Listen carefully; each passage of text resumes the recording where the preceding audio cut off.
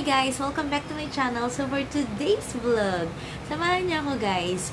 Did you know that today, June 25, 2024, meron ding naganap na historic event, hindi lamang dito sa Pilipinas, kundi sa ibang bansa din. Specifically sa USA.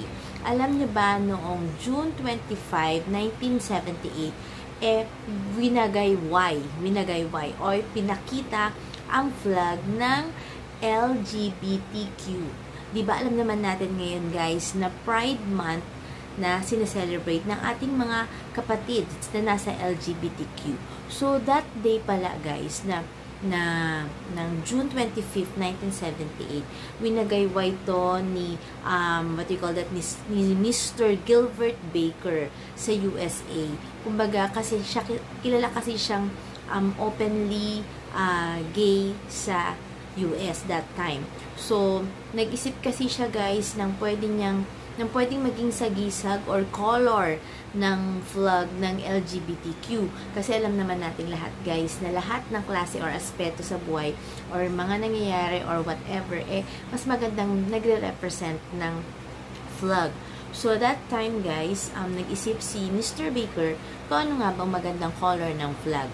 So, naisip niya na, kasi may mga kulay, iba-ibang color. So, nire-represent nun yung mga bawat personality or pagkatao ng iba't ibang member ng LGBTQ.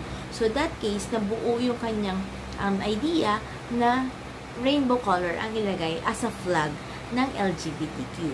So ako guys, kung tatanungin ako, napakalapit sa puso ko lahat ng LGBTQ members. Hindi naman lahat ha, hindi naman lahat ng member. But I mean is marami akong friends na member ng LGBTQ na super close sa akin. Meron din akong relatives, meron din akong yung beshi ko, ayun. Ano yun, member siya ng LGBTQ dito sa Bataan. So, sa akin guys, napakalapit sa puso kasi mababait sila.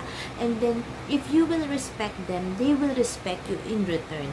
So, para sa akin guys, sobrang mahal na mahal ko ang lahat ng member ng LGBTQ. At meron din naman ako mga idol na nasa LGBTQ. Actually, may vlogger ako sinusundan na LGBTQ couple, like si Fudge and Trish. I don't know if familiar kayo sa kanila, pero super idol ko sila.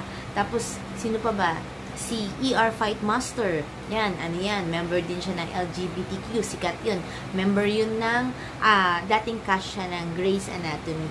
So, for me guys, sobrang open ako. Sobrang mahal ko ang mga member or ang LGBTQ plus community. So, sana tayo guys, kayo din guys, I think marami din naman sa atin or most of us now, nirerespeto naman natin ang mga taong nasa member ng LGBTQ.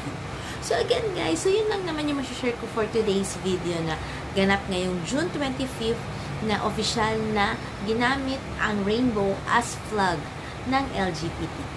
So, samahan nyo dito ako guys sa mga susunod ko pang vlogs dito lamang sa aking YouTube channel. So, nung June 25, nasaan kayo nun guys? Ako kasi hindi pa ako pinapanganak nung that time, ng June 25, 1978. Pero, every June 25, sineselebrate ng uncle ko yung birthday niya. So, aside from that, dapat din pala talaga natin i-celebrate at talaga naman tayong makiisa sa mga membro ng LGBTQ.